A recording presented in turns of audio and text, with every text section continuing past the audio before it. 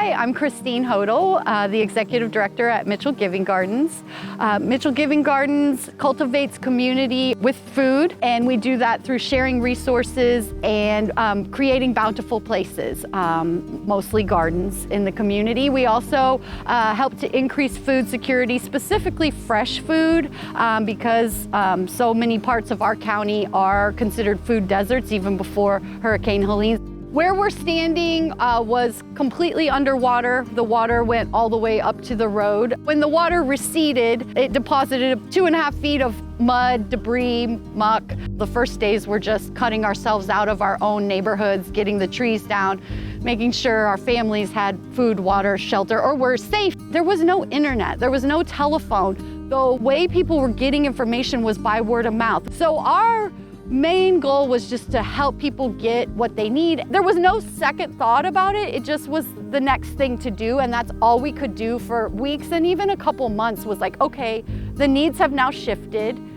What do we do now? And just continue to ask ourselves and do that and work together. The next place I thought to go was Tractor, because they are one of our partners and they have a big facility just up the road. And so we went there and they were already setting up a direct kind of mutual aid stations.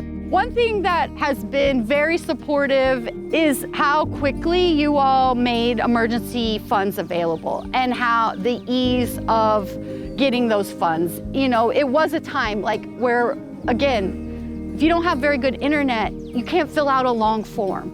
And so you all made it very simple to apply and release the funds very quickly, which was imperative. I put in an application and 2 days later I got a response knowing, okay, we have some money. We don't have to worry about that right now. We can just go help people. When you live in a disaster zone, there's a toll on your mental outlook and morale when you just see destruction for so long. Even just the piles of debris are a reminder.